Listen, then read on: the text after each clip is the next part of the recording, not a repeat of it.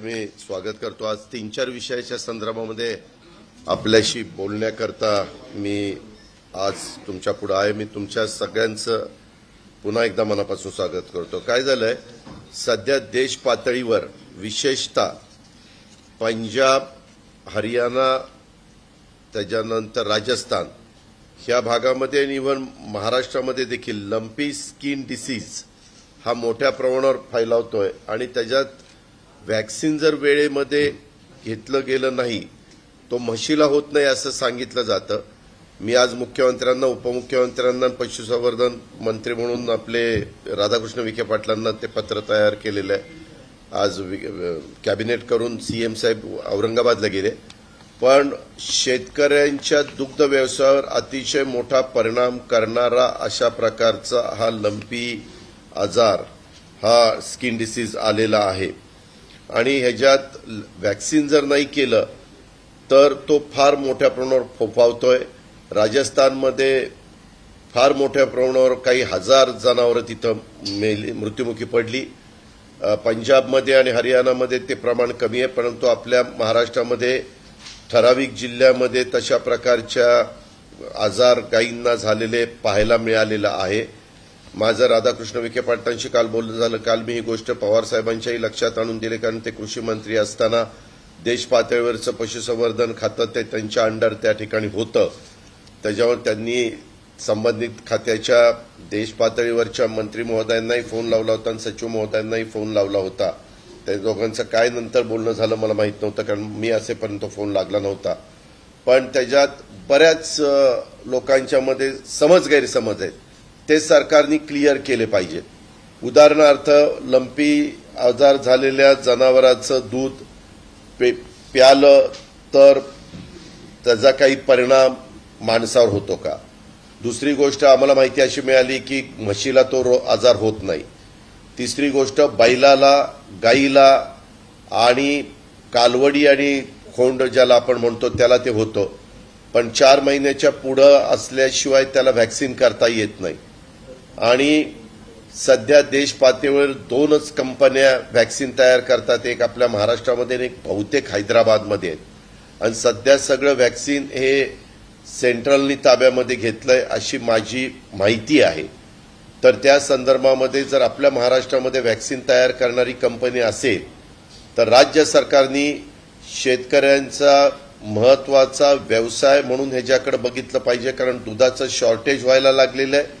त्याच्यामुळे दुधाच्या किमती वाढायला लागलेल्या आहेत। जनावरं मोठ्या प्रमाणावर जर मृत्युमुखी पडली किंवा दगावली तर त्याचा जबरदस्त शेतकऱ्यांच्या व्यवसायावर परिणाम होणार आहे। आज फार छोटा शेतकरी, दुग्ध उत्पादक शेतकऱ्याच्या हातामध्ये हा व्यवसाय त्या ठिकाणी गेलेला आहे। आणि त्याच्यामुळे भारतात खरं तर ह्या रोगाची पहिली नोंद ऑगस्ट 2019ला ओरिसा राज्यामध्ये झाली आणि महाराष्ट्रामध्ये या आजाराचा प्रसार मार्च 2020 साली गडचिरोली जिल्ह्यात सिरोंचा येथे थोडासा पाहायला मिळाला। मात्र आता तो मोठ्या प्रमाणावर वाढलेला आहे। आणि लंपी स्किन डिसीज विषाणूजन्य चर्मरोग साथीचा आजार आहे। रोगाचे जंतू देवी विषाणू गटातील कॅप्रिफॉक्स प्रवर्गात मोडतात। मानवात संसर्ग होत नाही, पण मी म्हणून चालणार नाही, त्याच्यातल्या तज्ज्ञ माणसांनी प्रेसमध्ये किंवा त्या संबंधित खात्याच्या मंत्र्यांनी किंवा मुख्यमंत्र्यांनी, उपमुख्यमंत्र्यांनी ही गोष्ट लक्षामध्ये आणून दिली पाहिजे किंवा त्याच्याबद्दल प्रेस घेऊन व्यवस्थितपणे मार्गदर्शन केलं पाहिजे। देशी गायीपेक्षा संकरित गायींमध्ये प्रादुर्भाव जास्त दिसून येतो, तसंच लहान वासरांच्या मध्ये देखील हे प्रमाण हे मोठ्या प्रमाणावर दिसून येतं। विषाणू संक्रमण झाल्यानंतर 1 ते 2 आठवड्यापर्यंत रक्तामध्ये राहतो आणि तदनंतर शरीरात इतर भागात संक्रमित होतो आणि त्यामुळे नाकातील स्राव, डोळ्यातील पाणी आणि तोंडातील लाळेचे मुळे विषाणू बाहेर पडून चारा आणि पाणी दूषित होतं आणि इतर जनावरांच्या मध्ये तो प्रसार होतो। अशा पद्धतीनं त्याची लक्षणं म्हणजे त्या जनावरांच्या शरीरावर ठळकपणे गाठी दिसतात, त्यांना ताप येतो, डोळ्यातून नाकातून पाणी, चिकट स्राव वाहतो आणि पायावर सूज येऊन जखमा होतात, जनावरं लंगडतात। आता काय होणार आहे, 16 तारखेला मुख्यमंत्री महोदयांनी शुगर फॅक्टरी कधी सुरू करायचं ते मुख्यमंत्र्यांच्या अध्यक्षतेखाली एक समिती असते, त्याच्याबद्दलची बैठक बोलवली। कदाचित 1 ऑक्टोबरपासून साखर कारखाने सुरू होतील। पत्रकार मित्रांनो, तुम्हाला सगळ्यांना माहिती आहे की साखर कारखाने सुरू झाल्यानंतर मोठ्या प्रमाणावर बैल जे तोडणी वाहतूक करणारा मजूर आहे ते घेऊन येतात कारखान्यावर आणि मग ते जर तशा पद्धतीनं तिथं आजार जर फोपावला लंपी स्किन डिसीज तर त्याचा खूप मोठा दुष्परिणाम हा सगळीकडेच आपल्याला पाहायला मिळणार आहे आणि त्याच्यामुळं राज्य सरकारने ही गोष्ट फार गंभीरतेने घेतली पाहिजे कारण आज तुमच्या माझ्या महाराष्ट्रामध्ये दूध उत्पादक शेतकरी मोठ्या प्रमाणावर आहे आणि त्याकरता हे मी विरोधी पक्ष नेता म्हणून ही गोष्ट आवर्जून सरकारच्या लक्षात आणून देऊ इच्छितो आणि ह्याच्यातनं जे काही गैरसमज असतील वेगवेगळ्या ठिकाणी कॅम्प घ्यावेत त्याच्यातनं दूध संघ आहेत खरे त्याच्यामध्ये तालुका दूध संघ आहेत जिल्हा दूध संघ आहेत असे किंवा सरकारची यंत्रणा असते डॉक्टर्स असतात यांनी पण त्या संदर्भामध्ये ताबडतोब लोकांना जागृत करण्याचं काम त्या ठिकाणी केलं पाहिजे आणि काय काय खबरदारी घेतली गेली पाहिजे ह्याच्याही बद्दल एक पत्रक काढावं त्याचा जास्तीत जास्त प्रचार आणि प्रसार करावा हे माझी स्पष्टपणे मागणी आहे। दुसरं एक मला सांगायचं आहे की 8 सप्टेंबर 2022ला बाल विकास प्रकल्प अधिकारी एकात्मिक बाल सेवा योजना प्रकल्प औरंगाबाद 2 यांनी सरळ विषय माननीय मुख्यमंत्री महाराष्ट्र राज्याचा पैठण मतदारसंघातील सभेबाबत आणि खुशाल सांगितलंय की मुख्यमंत्री 12/2/2022 सोमवारी पैठणला येणार आहेत सभा आयोजित केलेली आहे आपल्या प्रकल्पातील सर्व पर्यवेक्षिका तसेच 42 गावातील अंगणवाड्या सेविका मदतनीस यांनी सदर कार्यक्रमास उपस्थित राहणे याबाबत गटविकास अधिकारी यांना सूचना आहेत तरी सदर कार्यक्रम कावसानकर स्टेडियम पैठण येथे 10 वाजता आहे असं सांगितलेलं आहे। अशी पद्धत कधीच नव्हती महाराष्ट्रामध्ये। आता ही सभा जर त्यांची राजकीय सभा असेल तर असा स्टाफ बोलवण्याचं काही कारण नाही। अशा पद्धतीनं जर महिला बाल कल्याणचा कार्यक्रमच सेविका म्हणजे अंगणवाडी सेविका आणि मदतनीस आणि यांच्याबद्दल पण कधी आपण एक दिवसाचा परिसंवाद घेतो किंवा काही कार्यक्रम होतो किंवा काही त्यांना माहिती द्यायची असेल तर ती माहिती देण्याचा प्रयत्न करतो। त्याबद्दल महाराष्ट्रामध्ये हे पहिल्यांदा घडतंय आणि हे अक्षरशः त्या मुलांनी काय करायचं आज अंगणवाडी सेविका वगैरे गेल्या आज सोमवारचा दिवस आहे म्हणजे मग मुलं कुठं जाणार त्या मुलांच्याकडे लक्ष कोण देणार हे म्हणजे गर्दी जमवण्याच्या करता ही जर परिस्थिती आत्ताच्या राज्याच्या मुख्यमंत्र्यांच्यावर आलेली असेल तर महाराष्ट्राचं दुर्दैव आहे। हे फार गंभीरतेनं सरकारने घेतलं पाहिजे। नक्की काय घडलंय आता ते कदाचित सांगतील आमच्या परस्परच कुणीतरी आदेश काढले आम्ही पण सरकारमध्ये काम केलेली माणसं आहोत असं परस्पर अधिकारी आदेश त्या ठिकाणी काढू शकत नाही आणि लेखी आदेश काढलेले आपण पाहतोय। मागाशी मला लंपीच्या बाबतीत एक सांगायचं होतं की हा आजार विम्यामध्ये कव्हर झाला नसल्याने त्याला इन्शुरन्सची मदत होत नसल्याचं समजतंय त्याच्यावर शासनाने विमा कंपन्यांशी बोलून अशा प्रकारच्या आजाराचा अंतर्भाव त्याच्यामध्ये करावा विमा कंपन्यांच्या मध्ये आणि जोपर्यंत विमा कंपन्यांच्या मध्ये तो अंतर्भाव होऊ शकत नाही तोपर्यंत जर दगावलं जनावर तर मग शासनाने त्याच्यामध्ये मदत केली पाहिजे अशी पण आमची मागणी आहे। नाहीतर तो शेतकरी शेवटी काय करणार बऱ्याचशा ठिकाणी 1-2 गाई त्याच्या दारात असतात आणि त्याच्यातनं तो त्याचं स्वतःचं उपजीविका साधं पार पाडत असतो त्याच्यामुळे त्या लोकांच्यावर तर खूप मोठं संकट त्या ठिकाणी येणार आहे ह्याचंही सरकारने लक्षामध्ये घेतलं पाहिजे। त्याचबरोबर आजपर्यंत आज 12 तारीख आहे सप्टेंबरची आजपर्यंत अजूनही पालकमंत्री नेमले गेलेले नाही। आम्ही सरकार ज्यावेळेस उद्धव ठाकरे साहेबांनी राजीनामा दिला त्याच्यानंतर आजपर्यंत किती महिने झाले तुम्हाला माहिती आहे 2 महिन्यापेक्षा जास्त काळ गेला तरी राजीनामे पालकमंत्री नेमले गेलेले नाहीत। मात्र सगळ्या जिल्हाधिकाऱ्यांना आदेश असे दिले गेलेले आहेत नवीन पालकमंत्री आल्यानंतर ते डीपीडीसीच्या संदर्भामध्ये कसे पैसे खर्च करायचे कुठली कामं घ्यायची काय घ्यायची आता तुम्ही मला सांगा सप्टेंबर पर्यंत अजून काहीच नाही नंतर ऑक्टोबर नोव्हेंबर डिसेंबर जानेवारी फेब्रुवारी मार्च फक्त 6 महिने राहतात। मार्च इयर एंडिंग पर्यंत ते पैसे खर्च नाही झाले तर ते पैसे लॅप्स होतात। त्याच्यामुळं माझ्याकडेच नियोजन खातं अनेक वर्ष होतं त्यावेळेस आम्ही ह्याचं नियोजन प्लॅनिंग फार व्यवस्थितपणे करायचो, परंतु ह्यांना कशामुळं वेळ नाही, काय वेळ नाही हे कळायला मार्ग नाही. असंही कानावर येतं की बाबा हिवाळी अधिवेशनापर्यंत मंत्रिमंडळाची वाढ कदाचित होणार नाही, कारण आमदारांची नाराजी वाढेल. पालकमंत्र्यांच्या बद्दल देखील एकेका जिल्ह्यामध्ये दोघं तिघं इच्छुक आहेत.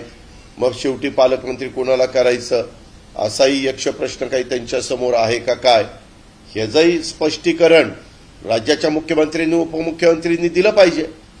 कारण शेवटी त्या भागामध्ये काही घटना, आता काल पण मोठ्या प्रमाणावर महाराष्ट्रामध्ये काही ठिकाणी ढगफुटी झाली, मोठ्या प्रमाणावर पाऊस पडला, अनेक ठिकाणी आपली धरणं भरलेली आहेत आणि एवढं प्रचंड पाणी ओव्हरफ्लोचं धरणातनं सोडलेलं आहे आणि तो वाहून चाललेला आहे. पण हे सगळं चाललेलं असताना त्याच्यामध्ये लक्ष द्यायला कोण आहे, लक्ष द्यायचं कोणी, ही जबाबदारी तर त्या ठिकाणी कुणावर तरी नेमायला पाहिजे. आता मध्ये 20 लोक होते, 20 लोकांना झेंडावंदन करता आलं, परंतु बाकीच्या जवळपास 16 ठिकाणी झेंडावंदन करण्याच्या करता प्रशासकीय अधिकाऱ्यांना तिथं नेमावं लागलं. हे लोकशाहीमध्ये मान्य होणार गोष्ट नाहीये. कारण लोकांनी निवडून दिलेल्या ज्यांना कुणाला तुम्हाला नेमायचंय त्यांना नेमा, पण ह्या पद्धतीनं जो काही कारभार चाललाय ह्या कारभाराचा मी तीव्र शब्दामध्ये धिक्कार करतो, निषेध करतो. त्याचबरोबर मला हे 2-3 विषयाच्या बरोबरच एक विषय सांगायचा होता. आपल्याला सगळ्यांना माहिती आहे पत्रकार मित्रांनो, राष्ट्रवादी काँग्रेस पक्षाचं 2 दिवसाचं राष्ट्रीय अधिवेशन काल दिल्लीमध्ये पार पडलं. एक विस्तारित कार्यकारिणी होती, ती परवा दिवशी होती, ती संध्याकाळी 5ला सुरू झाली, रात्री 9 ते 10 पर्यंत चालली आणि नंतर खुलं अधिवेशन होतं, ते काल सकाळी 10 वाजता सुरू होणार होतं आणि दुपारी 3 वाजेपर्यंत चालणार होतं आणि त्या पद्धतीनं ते झालं. त्याच्यामध्ये अधिवेशनात पक्षाचे राष्ट्रीय अध्यक्ष आदरणीय पवारसाहेब आणि वरिष्ठ नेत्यांनी पक्षाची धोरणं आणि पुढच्या वाटचालीच्या बद्दल कार्यकर्त्यांना आणि जे कोणी मेंबर होते त्या मेंबर लोकांना मार्गदर्शन केलं. आता ह्याच्यामध्ये महाराष्ट्र राज्याचे प्रांताध्यक्ष या नात्याने सन्माननीय जयंत पाटील साहेबांनी राज्याची भूमिका मांडली आणि राष्ट्रीय अधिवेशनामध्ये राष्ट्रीय नेते आणि प्रांताध्यक्ष बोलणं अपेक्षित असतं, त्यामुळं मी तिथं बोलणं टाळलं. परंतु माध्यमांनी नेहमीप्रमाणे वेगळा अर्थ काढला. वास्तविक मला तिथं कोणी बोलू नका असंही सांगितलेलं नव्हतं. मीच माझी भूमिका त्या ठिकाणी घेतली आणि मी एकटाच बोललो नाही असं नाही. तसं बघितलं तर सुनील तटकरे पण वेळेअभावी बोलू शकले नाही. त्याचबरोबर वंदना चव्हाण ताईंचं नाव होतं, त्या पण वेळेअभावी बोलू शकले नाही. अजून काही 2-3 नावं 3-4 नावं वेगवेगळ्या राज्याचे प्रतिनिधी म्हणून तिथं आलेले होते, त्यांच्या संदर्भातली होती, तेही संबंधित त्या ठिकाणी बोलू शकले नाही, वेळेच्यामुळं बोलू शकले नाही. आणि बाकीचे सगळे व्यवस्थितपणे मी नंतर तिथं मराठी मीडियाशी चर्चा केली, त्यांना साधारण काय झालं ते सांगितलं. पण कारण नसताना मी मध्ये थोडासा बाहेर वॉशरूमला गेलो तरी अजित पवार बाहेर गेले. अरे मी बाहेर जायचं नाही काय वॉशरूमला, काही मला कळतच नाही. म्हणजे हा जो काही प्रकार चाललेला आहे, जरूर प्रत्येकाला आपली आपली भूमिका मांडण्याचा अधिकार आहे. वस्तुस्थिती आधारित बातम्या देण्याच्या करताची जबाबदारी आपल्या सर्व मान्यवरांच्यावर आहे, आपल्या सर्व चॅनलवर आहे. आणि त्यामुळं मी राज्यात गेल्यानंतर माध्यमांच्या समोर बोलीन. मी कालही त्यांना सांगितलं की मी सहसा, तुम्हालाही माहिती आहे की मी 91ला खासदार झालो, तेव्हापासून 31 वर्ष झाली. त्या 31 वर्षात सहसा मी राष्ट्रीय पातळीवर जातो, उपस्थित राहतो. मी कधी तिथं मार्गदर्शन करत नाही. राज्यामध्ये कुठं सभा असतील, राज्यामध्ये अधिवेशन असेल, राज्यामध्ये काही चर्चासत्र असेल तर जरूर मी त्या संदर्भामध्ये भाग घेत असतो. मी माझी भूमिका त्या ठिकाणी स्पष्टपणे त्या बाबतीमध्ये मांडत असतो, हेही आपल्याला सगळ्यांना माहिती आहे. आणि त्याच्यामुळं तुमचे गैरसमज दूर करून राज्यासमोरचे सध्याचे प्रश्न आणि राज्य सरकारची चुकीची धोरणं मांडण्याच्या करताची खरी ही पत्रकार परिषद आहे. त्याच्यातलं महत्वाचं कारण म्हणजे लंपी हा जो काही आजार आहे तो प्रचंड मोठ्या प्रमाणावर पसरतोय आणि जास्तीत जास्त राज्यातल्या बैलांना आणि गायींना आणि 4 महिन्याच्या पुढचे वासरे आणि खोंड यांना लसीकरण झालं पाहिजे. केंद्र सरकारने काहीतरी एक माहिती मला अशी मिळाली, जर एखाद्या गावामध्ये लंपी आजार जनावरांना झाला तर 5 किलोमीटरच्या एरियामध्ये सगळ्या जनावरांना व्हॅक्सिनेशन करायचं असं काहीतरी त्यांनी धोरण ठरवलेलं आहे. आणि त्याच्यामुळं जेवढ्या प्रमाणात व्हॅक्सिन महाराष्ट्र गव्हर्नमेंटला मिळायला पाहिजे, परवा 10 लाख व्हॅक्सिन आपल्याला आलं, त्याच्यात वेगवेगळ्या जिल्ह्याला किती द्यायचं तो त्यांचा अधिकार आहे. जसं कोरोनाच्या काळामध्ये आम्ही व्हॅक्सिन आल्यानंतर त्या प्रमाणामध्ये सगळीकडे पाठवायचो तशा पद्धतीनं पाठवलंय, परंतु ते व्हॅक्सिन फार कमी आहे. माझं तर स्पष्ट सरकारला सांगणं आहे की 2च जर व्हॅक्सिन तयार करणाऱ्या कंपन्या असतील तर परदेशातनं व्हॅक्सिन मागवा, पण त्या माझ्या शेतकऱ्याचं जनावर जगलं पाहिजे, ते ह्या लंपी आजारातनं बाहेर पडलं पाहिजे किंवा ते कुठल्याही परिस्थितीमध्ये त्यांना लंपी आजाराचा प्रादुर्भाव होता कामा नये, ही पण जबाबदारी त्या ठिकाणी सरकारने घेतली पाहिजे. तसंच काल राष्ट्रवादी काँग्रेस पक्षाच्या राष्ट्रीय कार्यकारिणीत केंद्र आणि राज्यातल्या सरकारच्या शेतकरी, कष्टकरी, मागास, आदिवासी, अल्पसंख्याक, ओबीसीच्या अन्यायकारक धोरणांच्या विरुद्ध संघर्ष करण्याचा निर्णय घेण्यात आला.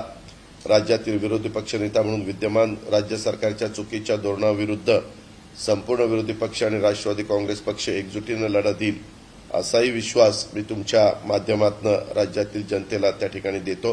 राज्याच्या समोर पत्रकार मित्रांनो अनेक गंभीर प्रश्न आहेत. गणेशोत्सवाच्या काळात राज्यामध्ये शिवसेना शिंदे गटात राजकीय कार्यकर्त्यांच्यामध्ये ठिकठिकाणी संघर्ष झाला.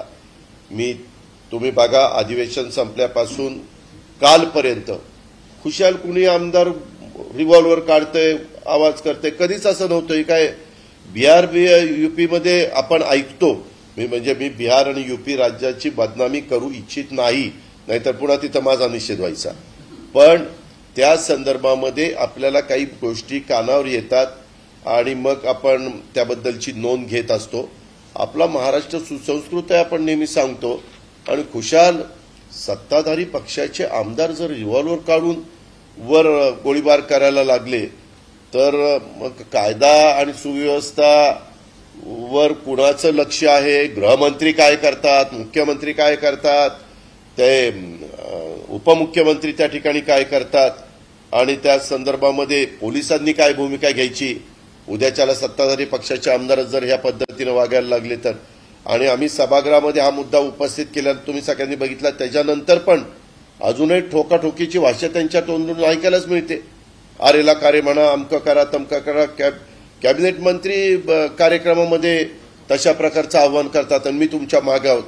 अरे काय चाललेलं आहे, कशा पद्धतीचा कारभार चाललेला आहे, ह्याचं काहीतरी लक्षामध्ये यांनी घेतलं पाहिजे. गांभीर्य प्रकारच त्यांच्यामध्ये राहिलेला नाहीये. आणि राज्यात अनेक हे गंभीर प्रश्न असताना हे ठिकठिकाणी संघर्ष होतोय.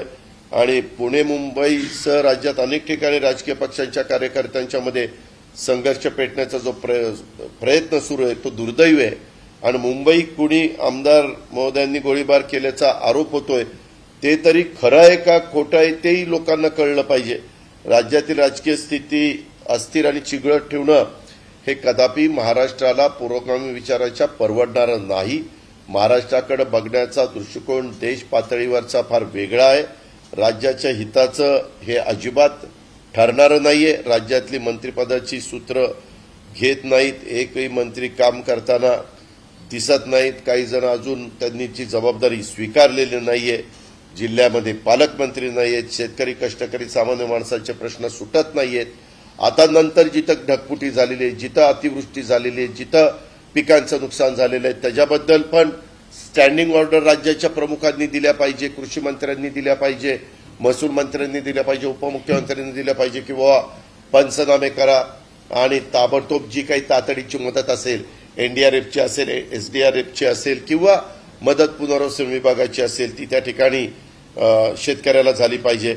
आज राज्यातील शेतकरी, कष्टकरी अडचणीत असताना सन्माननीय सरकारमधले मान्यवर वेगवेगळ्या घरोघरी जाऊन गणपती दर्शन घेतानाच आपण 10 दिवस पाहिलं. ठीक आहे, त्याच्याबद्दल मी नास्तिक अजिबात नाही. आम्ही पण काही ठिकाणी गेलो दर्शनाला, परंतु शेवटी महत्वाच्या पदावर बसणाऱ्या व्यक्तींनी दर्शनाच्या करता किती वेळ घालवायचा त्याला पण काही मर्यादा असतात. म्हणजे आज काही पहिल्यांदाच आपल्या इथं गणेशोत्सव साजरा झाला नाही आणि गणेशोत्सवाच्या मिरवणुका किती काळ चालवायच्या ह्यालाही काहीतरी बंधन असली पाहिजे ना.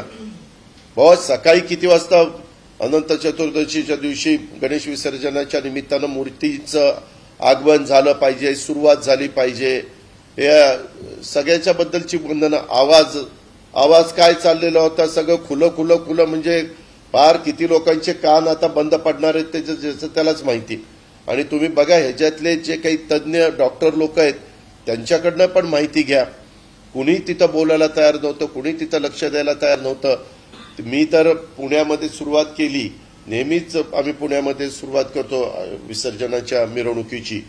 त्यावेळेस आम्ही सकाळी संबंधित सगळी पोलीस यंत्रणा सगळे अधिकारी तिथे हजर ठेवतो आणि त्यांना सांगतो की इतक्या वाजता सुरुवात झालीच पाहिजे.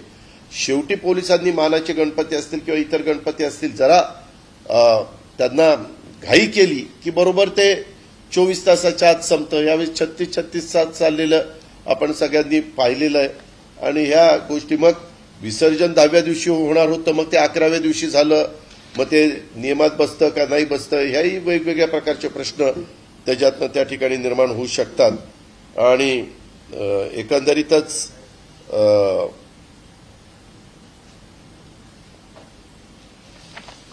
हे अशा प्रकारची साधारण त्या ठिकाणची परिस्थिती आहे. लंपीचे ज्या शेतकऱ्यांनी गायी दगावल्या त्या ठिकाणी कर्जाची सक्तीची वसुली करू नये, नुकसान भरपाई तिथं ताबडतोब त्या ठिकाणी द्यावी. आदिवासी विकास विभागाच्या कामांना सुद्धा स्थगिती दिलेली आहे, त्याबाबत देखील सुद्धा निर्णय होत नाही. वास्तविक सभागृहामध्ये मुख्यमंत्र्यांनी उपमुख्यमंत्र्यांनी सांगितलेलं होतं की आम्ही थोडासा आढावा घेतो आणि त्या स्थगिती त्या ठिकाणी उठवतो.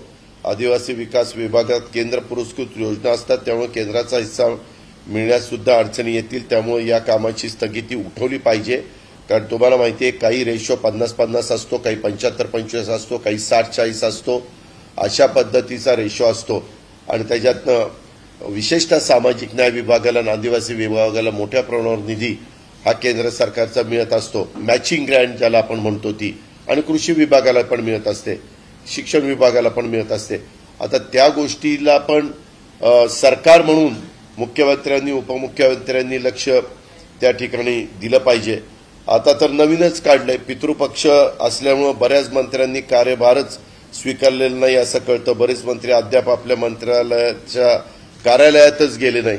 आता इथं काल बातमी होती, मंत्र्याच्या कामकाजाला पितृपक्षाची बाधा. आता कुणाकुणाची बाधा येणार आहे ते मला तर काही कळतच नाही. असं कुठं असतं काय? जग कुठं चाललंय, काय चाललंय? 25 सप्टेंबरपर्यंत 14 मंत्री पदभार स्वीकारण्यापासून राहणार दूर. 18 मंत्र्यांपैकी फक्त 4 मंत्र्यांनी पदभार स्वीकारलेला आहे. आता काय यांना सुबुद्धी आल्यावर हे पदभार स्वीकारतील, लोकांची कामं करतील? पत्रकार मित्रांनो, अतिशयोक्ती नाही, हजारो फाईल तुंबलेल्या आहेत, हजारो फाईल. काही काहींच्याकडे महत्वाची खाती आहेत, त्यांच्या फाईल्स एक तर मुख्यमंत्र्यांच्याकडे प्रचंड कामाचा ताण असतो आणि त्याच्यात आम्हाला देवदर्शन करून गणपतीला जाऊन ते सगळं बघून फाईल काढायच्यात. त्याच्यात हे असे मेळावे कुठं कुठं घ्यायचे आणि ती गर्दी होत नाही म्हणून तिथं अंगणवाडी सेविका, अंगणवाडी मदतनीस, पर्यवेक्षिका ह्यांना सगळ्यांना गोळा करायचा. अरे काय चाललंय? 250 रुपये पण दिले जात आहेत. ते बाबा मला माहित नाही, मला कोणी द्यायला आलं नव्हतं त्याच्यामुळे. पण ते तुम्ही म्हणताय तसं सोशल मीडियामध्ये हे सगळं फिरतं. मी मगाशी तुम्हाला जे सांगितलं लंपीच्या बद्दल, त्या संदर्भामध्ये इलेक्ट्रॉनिक मीडिया, प्रिंट मीडियाला सगळ्यांना पूर्णपणे माहिती दिली पाहिजे आणि सोशल मीडियावर पण माहिती दिली गेली पाहिजे. ह्या तिन्ही ठिकाणी माहिती गेली तर मोठ्या प्रमाणावर त्या शेतकऱ्याला त्याच्याबद्दलचं ज्ञान, म्हणजे त्याच्या ज्ञानामध्ये भर पडेल आणि काय काळजी घ्यायची काय. आता बरेच जण विचारतात, अरे ते दूध घ्यायचं का नाही, ते लंपी झालेलं गाईचं दूध असेल तर काय आपल्याला होईल का, अशी शंका काही जण हे करतात, व्यक्त करतात.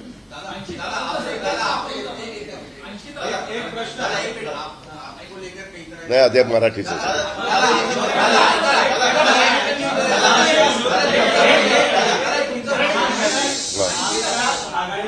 एकाने प्लीज थांबा, ह्यांचं उचललं मग तुम्ही घ्या. हा, माध्यम वस्तुनिष्ठ बातम्या करत नाहीये असं आपण म्हणाला, पण यापूर्वी ज्या ज्या वेळेस तुमच्या नाराजीच्या बातम्या आलेल्या आहेत त्याच्या काही दिवसांनी राज्यात राजकीय भूकंप झालेला आहे. हा निव्वळ योगायोग म्हणावा. अहो मी आता तुम्हाला सांगितलं ना, तुम्ही जर सकाळी 10 वाजल्यापासून इथं बसला आणि दुपारी 1:30-2 वाजता तुम्हाला वॉशरूमला जावं लागेल ना, नाही का?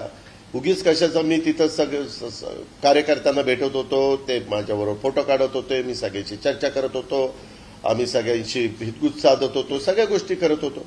आणि जर असतं तर मीच सांगितलं असतं ना, मी कशाला नाराज होऊ? काय नाराज व्हायचं कारण?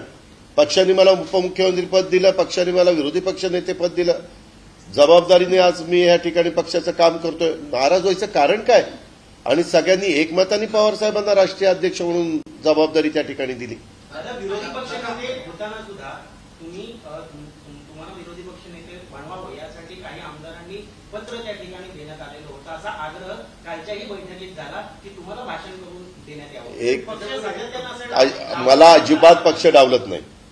पक्षाने मला बोलायला सांगितलेलं होतं. मीच तुम्हाला सांगतो की काही बराच कार्यक्रम लांबला होता. 3 वाजेपर्यंत कुणी तिथं जेवलेलं नव्हतं. त्याच्यानंतर लोक जेवायला जाणार होते आणि पवार साहेबांचं मार्गदर्शन होतं. राष्ट्रीय अध्यक्ष राष्ट्रीय अधिवेशन ज्यावेळेस असतं त्यावेळेस त्यांच्या भाषणाने समारोप होत असतो. त्याच्यामुळे आम्ही सगळेजण साहेब एकतर त्यांचं पहिलं अध्यक्षीय भाषण त्यांनी छापूनच दिलेलं होतं, ते सगळ्यांनी आम्ही वाचलं. परंतु नंतरचं भाषण ते शेवटचं त्यांचं होतं. त्याच्यामुळं आम्ही सगळे त्या भाषणाच्या आतुरतेने वाट बघत होतो. आणि तसं आपण कुणी काळजी करण्याचं काही कारण नाही. मला रुसायचं आणि फुगायचं कारणच नाही ना बाबा. अरे अजिबात नाही. मी कार्यकर्त्यांना काय सांगायचं ते सांगितलं. काय कार्यकर्ते नाराज नाही, सगळे मजेत होते. सगळे नंतर आम्ही जेवलो. थांबा एक मी थांब रे बाबा. हा,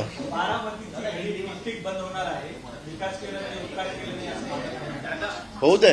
हो का, कोण कुणी मी म्हणलं ना हे सगळे निवडून येणार किंवा सगळे पडणार, माझ्या म्हणण्याला काही अर्थ नसतो. त्या त्या लोकसभा आणि त्या त्या विधानसभा मतदारसंघामध्ये मतदार राजा हा प्रमुख असतो. तो तिथं कुणाचं बटन दाबणार आहे आणि कुणाला निवडून आणणार आहे आणि कुणाला बाजूला करणार आहे हे ते ठरवत असतात. आम्ही बाकीचे काय ज्योतिषी झालेत काय? का नवीन धंदा खोललाय त्यांनी? दादा, एक मुद्दा असा आहे की मोदींच्या वाढदिवसानिमित्त सेवा पंधरवडा म्हणून आयोजित केला गेला आहे. भाजप आणि या महाराष्ट्र सरकारनं कशा पद्धतीनं बघताय? हो का, वेगवेगळे राष्ट्रीय प्रमुख नेते असतात. आम्ही पण कधी कधी पवार साहेबांच्या वाढदिवसाला स्वाभिमान सप्ताह घेतो. असे वेगवेगळे कार्यक्रम घेत असतात. आज मोदी देशाचे पंतप्रधान आहेत आणि भाजपचे प्रमुख स्टार प्रचारक आहेत. सगळं मोदींच्या वरच आज तो पक्ष चाललेला आहे. त्रिवार सत्य हे कुणी नाकारू शकत नाही. मोदींचा फोटो लावतात म्हणूनच हे निवडून येतात. त्याच्यातल्या एकाने मोदी साहेबांचा फोटो न लावता निवडून येऊन दाखवावं आहे काय कुणाची धमक? त्यामुळं ते त्यांच्या पक्षाचे वरिष्ठ नेते असल्यामुळं त्यांचा एखादा पंधरवडा किंवा एखादा सप्ताह अशा पद्धतीनं साजरा करणं तो त्यांचा पक्षांतर्गत बाब आहे, प्रश्न आहे, तो त्यांनी करावा. हा,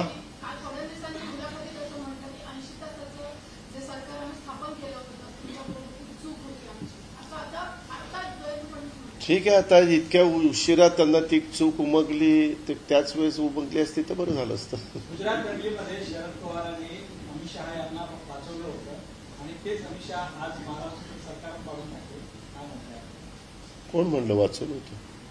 कोणी सांगितलं वाचवलं होतं? शरद पवारांनी गुजरात दंगलीमध्ये जेव्हा युपीचं सरकार होतं तेव्हा अमित शहा यांचा बचाव केला असं सामन्यामध्ये लिहिण्यात आलं. हो का, कुठल्या तरी एखाद्या वृत्तपत्राला कोट करून तुम्ही हे पवारसाहेब म्हणाले का? पवारसाहेब म्हणाले असतील तर गोष्ट वेगळी. आता तुम्ही कोणतरी म्हणजे कोणतरी म्हणण्यापेक्षा तोही पेपर शिवसेनेचा मुखपत्र आहे, महत्वाचा पेपर आहे, त्याबद्दल दुमत नाही. पण अशाला मला ह्याच्याबद्दलची काही माहिती नाही, कारण त्याच्यातनं खूप काही पाणी वाहून गेलेलं आहे. जे मला माहिती असतं त्याचं उत्तर मी देऊ शकतो. जे मला माहिती नसतं त्याच्याबद्दल मी काही बोलू इच्छित नाही.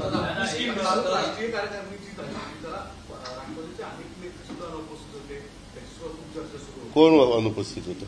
धनंजय मुंडे नव्हते. धनंजय मुंडे आजारी होते. धनंजय मुंडेंचा मला फोन आला होता. त्यांचं तिकीट देखील मी आपल्याला दाखवतो सागरजी, की त्यांनी काढलेलं होतं. परंतु आजारी पडल्यावर करणार काय? बरं, त्याचा आजार राजकीय आजार नव्हता, ते पण मी कन्फर्म केलं. माझं त्यांच्याशी बोलणं झालं, त्याच्यावर सगळे हजर होते. उगीच कोण नव्हतं असं म्हणायचं काही कारण नाही.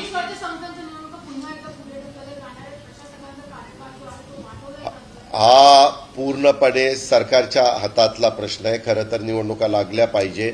आता मागच्या वेळेस आम्ही सरकारमध्ये असताना पावसाळा होईपर्यंत निवडणुका लावू नका असं म्हटलं होतं. सप्टेंबर एंड नंतर निवडणुका लाव्या. जसं हजारो ग्रामपंचायतीच्या निवडणुका महाराष्ट्राच्या निवडणूक आयोगाने जाहीर केलेल्या आहेत, तशा पद्धतीने आता स्थानिक स्वराज्य संस्थांच्या नगरपालिका, महानगरपालिका, पंचायत समिती, नगरपंचायत ह्या सगळ्या निवडणुका आता लावाव्यात असं आमची मागणी आहे.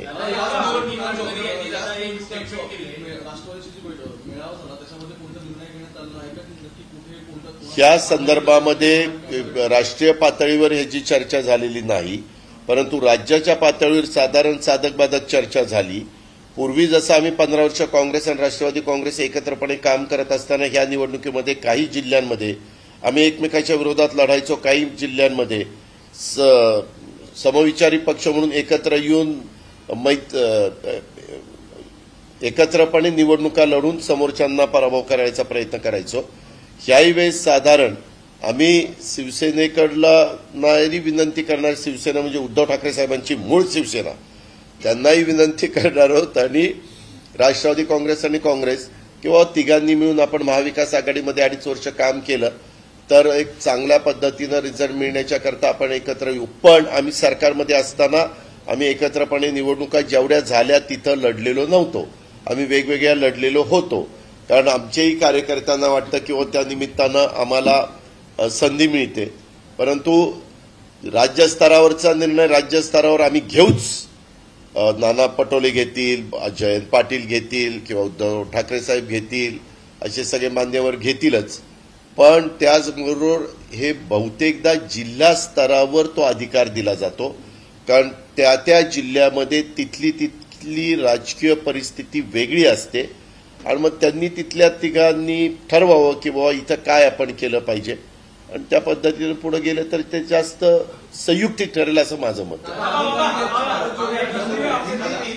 कारण आमचं संबंध ना मराठी. नितीन गडकरींनी असं स्टेटमेंट केले की शेतकऱ्यांनी सरकारवर जास्त भरोसा ठेवू नये, स्वतःचं मार्केट बघावं आणि त्या पद्धतीने उत्पन्न मिळवावं. ठीक आहे, ते एक राष्ट्रीय नेते आहेत, राष्ट्रीय पक्षाचे कधी अध्यक्ष होते, महत्वाच्या विभागाचे मंत्री आहेत. आता त्यांना जे वाटलं ते त्यांनी ते मत व्यक्त केलेलं आहे. आता ते शेतकऱ्यांना योग्य वाटलं तर शेतकऱ्यांनी त्याची नोंद घ्यावी. राहुल गांधी यांची भारतभर प्रश्न आहे. हा, पुण्यामध्ये प्रचंड पाऊस झाला, वगैरे पाणी तुंबलं होतं. आतापर्यंत मुंबई महापालिका आणि मुंबईच्या पाणी संचालनावर मोठ्या प्रमाणात भाजप टीका करत होतं. आज पुण्यामध्ये सत्ताधारी भाजप याच्यावर मात्र निवृत्त होताना दिसत आहेत. राजकीय नेते मोठे मुंबईचे बोलत नाही. त्यामध्ये ते हे नवीन कुठं, हे वर्षानुवर्ष चालत आलेले. ज्यावेळेस त्यांच्या अंगलट येतं त्यावेळेस ते बोलत नाही आणि ज्यावेळेस अंगलट येत नाही त्यावेळेस अगदी सगळ्या तलवारी धारभीर लावून चाललेलं असतं सगळ्यांचं. हे त्यांचा स्वभाव आहे. स्वभावाला काही औषध नसतं. वास्तविक पुण्यामध्ये, पुणे आणि पिंपरी चिंचवड दोन्ही, आज त्यांची सत्ता नाही आहे, आज तिथं प्रशासक आहे, परंतु निर्विवादपणे 5 वर्ष त्यांची सत्ता होती आणि त्यांनी तो कारभार केलेला होता. त्यावेळेस पण अनेकदा पाणी तुंबलेलं सगळ्यांनी पाहिलं. स्ट्रॉंग वॉटर जाण्याच्या करता किंवा तिथली राम नदी आहे तिचा नाल्यामध्ये झालेलं रूपांतर, त्याचं तेवढं पाणी वहन क्षमता किंवा काही काही ठिकाणी ओढ्यावर बिल्डिंग झाल्यात, काही ठिकाणी पूल असे बांधले गेलेत की ते ओढ्यामधनं वाहणारं पाणी त्या पुलामध्ये बसत नाही, नळ्यांमध्ये बसत नाही, असे सगळे ते प्रॉब्लेम्स आहेत. आता त्याला जनतेने ज्यांना निवडून दिलेलं होतं त्यांनी नाही सोडवलंय. आता जनतेने त्यांचा विचार न करता जे सोडवतील ह्यांचा विचार करावा. राहुल गांधी यांची भारत जोडो यात्रा सुरू आहे, आपले मित्र पक्ष आहे, असं वाटतं की आगामी लोकसभा 2024 साठी एक परिवर्तनाची चाहूल आहे, जेणेकरून हो का, तो राष्ट्रीय पक्ष आहे, त्यांनी त्यांच्या पद्धतीनं त्यांची यात्रा सुरू केलेली आहे. ते काही त्यांनी सर्व विरोधी पक्षांना एकत्र घेऊन वगैरे अशा पद्धतीनं ते झालेलं नाही, किंवा युपीएला एकत्र करून ती यात्रा सुरू झालेली नाही. त्यांचा तो पक्षांतर्गत भाग आहे आणि त्यांनी तो सुरू केलेला आहे. 3,500 किलोमीटर काहीतरी ते 150 दिवसाची यात्रा आहे. हा बोला आता आपलं. राज ठाकरे आणि मुख्यमंत्री एकनाथ शिंदे यांचे संबंध अधिक दृढ होत चाललेत, कसं बघताय याकडे? चांगलं बघतोय, शुभेच्छा आहेत त्यांना, समाधान वाटतंय.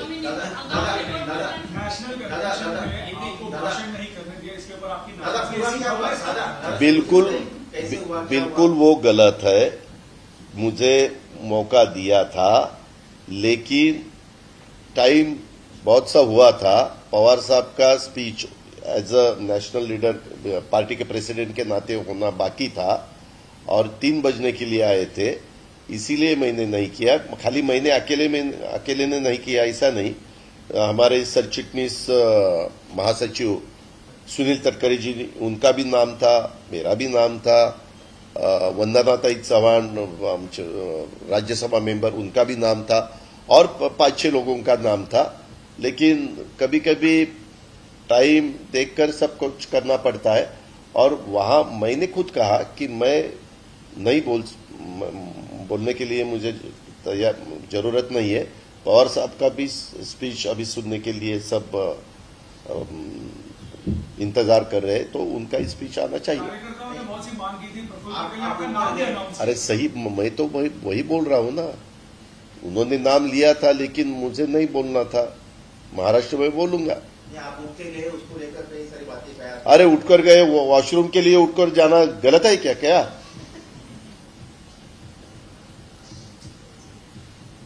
तो कोई नाराजगी नहीं किसी को? बिल्कुल नाराज नहीं. स्टैम्प पेपर पे लिख कर दो, मैं नाराज नहीं हूं. विरोधी पक्षनेत्यापदी त्यावेळेस त्यांचा विरोध होता की त्यांनी जयंत पाटलांना विरोधी पक्षनेता करावा, अशामुळे तुमची नाराजी आहे असं बोललं.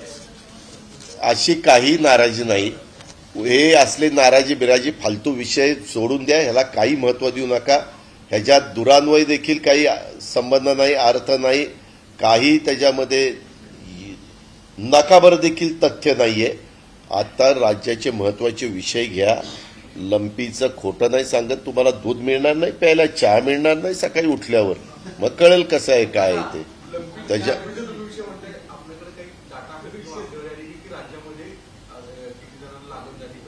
माझ्याकडे डाटा नाही, परंतु 18-19 जिल्ह्यांच्या मध्ये लंपीचे जनावरं पाहायला मिळालेली आहे. ही वस्तुस्थिती आहे. आणि मी आता तुम्हाला माहिती सांगितलेली, ती माहिती आता मी सरकारमध्ये नाही, सरकारने दिली पाहिजे, किंवा ही वस्तुस्थिती. मला फक्त मी हे लवकरात लवकर त्यांनी लोकांना जागृत करण्याचं काम केलं पाहिजे असं माझं स्पष्ट मत आहे. आणि बाकीचे इतर विषय आहेत, आमच्या डीपीडीसी निधीच्या संदर्भातले निर्णय घेतले पाहिजेत, मंत्र्यांनी काम त्या ठिकाणी केलं पाहिजे. असं कुठं काय पितृपंधरवडा नामकं पितृपक्षण असं कुठं असतं काय? वास्तविक अधिवेशन 17 ते 25 झालं. 25च्या नंतर तेव्हा तर पितृपक्ष नव्हता. तेव्हा तर चांगला गणरायाचं आगमन झालेलं होतं, चांगले का दिवस होते, सगळं काही होतं. ठीक आहे.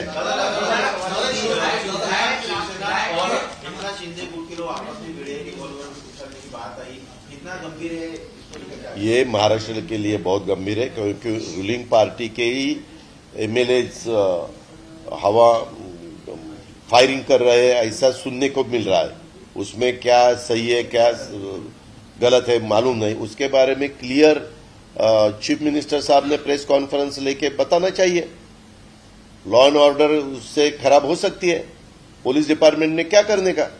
अगर रूलिंग पार्टी के ही एमएलए ऐसा करने लगे तो किसके ऊपर एक्शन लेने की? दुसरीकडे नवनीत राणा त्यांचे पती सांगत असतात की यांची बदली होणार आहे, यांच्यावर कारवाई करा, तर पोलीस स्टेशनमध्ये जाऊन ते अशा पद्धतीने वागतात. पोलीस पत्नी त्यावर रिॲक्शन देण्याची बरोबर नाही. काय पद्धतीने तुम्ही आपल्या इथं मी खरोखरीच सांगतो की आपल्या इथं काही वेगवेगळी परंपरा आहे. प्रशासन आणि सरकार याच्यामध्ये फार व्यवस्थितपणे, म्हणजे ब्युरोक्रेसी आणि सरकार त्याच्यामध्ये फार व्यवस्थित सौंदर्याचं असं वातावरण राहिलेलं आहे. आणि तशाच पद्धतीनं ठेवलं गेलं पाहिजे. वास्तविक अशा पद्धतीनं जर कुठल्या पक्षाशी संबंधित व्यक्ती ज्याच्यातनं समज गैरसमज निर्माण होतील, ज्याच्यातनं लोकांच्या मनामध्ये देखील एक भीती निर्माण होईल, अशा काही वक्तव्य झाली तर त्यांनी हे थांबवायला पाहिजे. आमच्या विरोधी पक्षाच्या मधल्या कुणी केलं तर आम्ही आमच्या लोकांना सांगितलं पाहिजे. रुलिंग पार्टीच्या लोकांनी केलं तर रुलिंग पार्टीच्या लोकांना रुलिंग पार्टीच्या लीडरनी सांगितलं पाहिजे. आणि तुम्ही पत्रकार मित्रांनी बरोबर ज्याचे त्याचे कान टोचण्याचं काम केलं पाहिजे. कारण नसताना ही रुसलान हो फुगलान हे बंद करा. काय हसून दाखवू का काय करू ते एक सवाल है कि गार्डियन मिनिस्टर के अपॉइंटमेंट को लेके क्या नियम कहता है कि जब आपने नियम क्या कहता है? कितने दिन में चीफ मिनिस्टर के मन में जब आएगा तब वो नियम ऐसा कुछ नहीं. चीफ मिनिस्टर ने ध्यान देना चाहिए, डिप्टी चीफ मिनिस्टर ने ध्यान देना चाहिए. जल्द से जल्द सभी जगह गार्डियन मिनिस्टर देने चाहिए. ये 20 लोग हैं तो कोई जगह 2-2 गार्डियन मिनिस्टर, एक मिनिस्टर को 2-2 डिस्ट्रिक्ट देने चाहिए. ऐसा होता है, पहले भी हुआ है. पतंगराव कदम जी 2 डिस्ट्रिक्ट के थे, बाकी के लोग थे, कभी मैं भी 2 डिस्ट्रिक्ट का था. ऐसा उसमें से रास्ता निकल सकता है. लेकिन निकालने के लिए जो मेन लीडर लोग हैं सीएम डीसीएम, उनको फुर्सत भी चाहिए. उनको शायद टाइम ही नहीं है, इसीलिए सब हो रहा है. 136 गावात आता प्रथमदर्शनी इन्फेक्शन 136 गावांमध्ये स्प्रेड झालेलं आहे. वाढू नये वगैरे अशा गोष्टींसाठी तुम्ही म्हणताय की सरकारने ब्रीफिंग घेतलं पाहिजे, पण ज्यांचे केटल यामध्ये आता गेले दगावले त्यामुळे मी मागणी केली ना. आता त्याला काही विम्याचे संरक्षण नाहीये, तर ज्यांचं जनावर गेलेलं आहे, जसं पुरात जनावर वाहून गेलं किंवा मृत झालं किंवा वीज कोसळल्यानंतर दगावतात, असं ज्यावेळेस होतं त्यावेळेस सरकारने त्यांना मदत केली पाहिजे. सरकारने मदत करावी. धन्यवाद.